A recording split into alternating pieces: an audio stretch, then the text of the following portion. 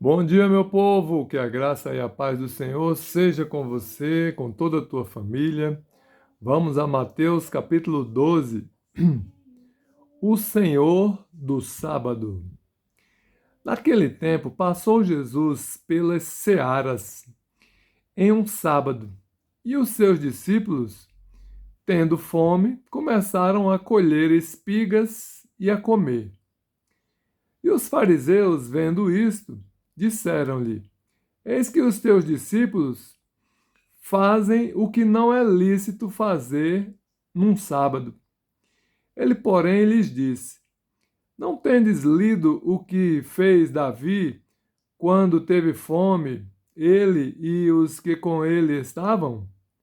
Como entrou na casa de Deus e comeu os pães da proposição que não lhe era lícito comer, nem aos que com ele estavam, mas só aos sacerdotes?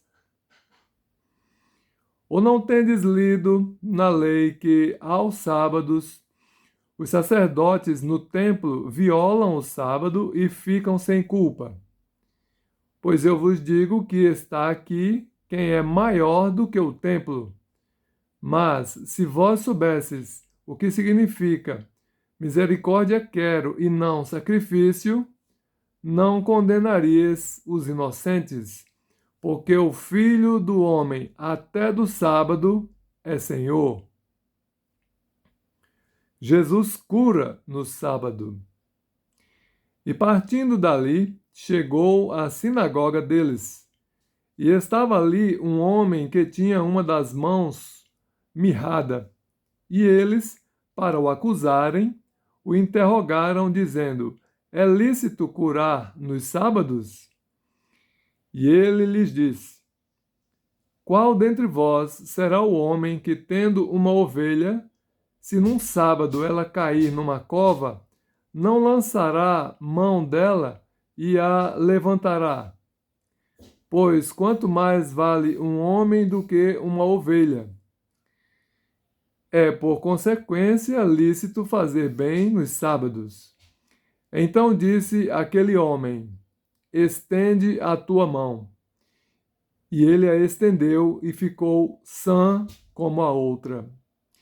E os fariseus, tendo saído, formaram conselho contra ele para o matarem. Eis meu servo amado.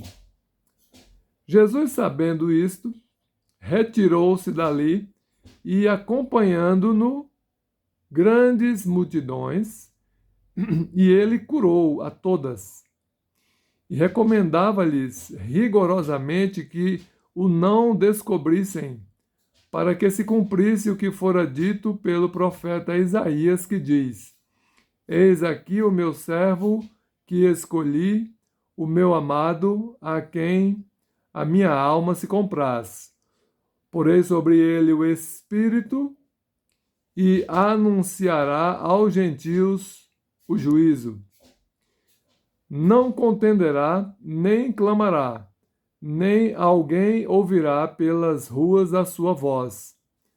Não esmagará a cana quebrada, e não apagará o morrão que fumega, até que faça triunfar o juízo.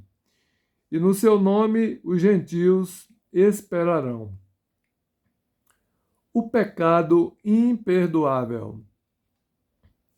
Trouxeram-lhe então um endemoniado cego e mudo, e de tal modo o curou que o cego e mudo falava e via. E toda a multidão se admirava e dizia: Não é este o filho de Davi? Mas os fariseus, ouvindo isto, diziam: Este não expulsa os demônios, senão por Beelzebu, príncipe dos demônios. Jesus, porém, conhecendo os seus pensamentos, disse-lhes: Todo reino dividido contra si mesmo é devastado, e toda cidade ou casa dividida contra si mesma não subsistirá. E se Satanás expulsa a Satanás, está dividido contra si mesmo. Como subsistirá, pois, o seu reino? E se eu expulso os demônios por Beelzebu, por quem os expulsam então vossos filhos? Portanto, eles mesmos serão os vossos juízes. Mas se eu expulso os demônios pelo Espírito de Deus, logo é chegado a vós o reino de Deus. Ou, como pode alguém entrar na casa do homem valente e furtar os seus bens, se primeiro não amarrar o valente, saqueando então a sua casa? Quem não é comigo é contra mim, e quem comigo não ajunta, espalha. Portanto, eu vos digo: todo pecado e blasfêmia se perdoará aos homens, mas a blasfêmia contra o Espírito Santo não será perdoada aos homens. E se qualquer disser alguma palavra contra o Filho do Homem, ser-lhe-á perdoado. Mas, se alguém falar contra o Espírito Santo, não lhe será perdoado, nem neste século, nem no futuro. Ou fazei a árvore boa e o seu fruto bom, ou fazei a árvore má e o seu fruto mau, porque pelo fruto se conhece a árvore. Raça de víboras, como podeis vós dizer boas coisas sendo maus? Pois do que há em abundância no coração, disso fala a boca. O homem bom tira boas coisas do bom tesouro do seu coração, e o homem mau do mau tesouro tira coisas más. Mas eu vos digo que, de toda a palavra ociosa que os homens disserem, hão de dar conta no dia do juízo, porque por tuas palavras serás justificado, e por tuas palavras serás condenado. O sinal da ressurreição. Então alguns dos escribas e dos fariseus responderam, dizendo: Mestre, quiséramos ver da tua parte algum sinal. Mas ele lhes respondeu e disse: Uma geração má e adúltera pede um sinal, porém não se lhe dará outro sinal, senão o sinal do profeta Jonas. Pois, como Jonas esteve 3 dias e 3 noites no ventre da baleia, assim estará o Filho do Homem 3 dias e 3 noites no coração da terra. Os ninivitas ressurgirão no juízo com esta geração e a condenarão, porque se arrependeram com a pregação de Jonas. E eis que está aqui quem é maior do que Jonas. A rainha do sul se levantará no dia do juízo com esta geração e a condenará, porque veio dos confins da terra para ouvir a sabedoria de Salomão. E eis que está aqui quem é maior do que Salomão. E quando o espírito imundo tem saído do homem, anda por lugares áridos buscando repouso e não o encontra. Então diz: Voltarei para a minha casa de onde saí. E voltando, acha-a desocupada, varrida e adornada.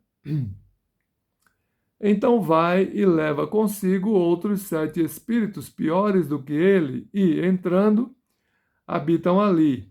E são os últimos atos desse homem piores do que os primeiros.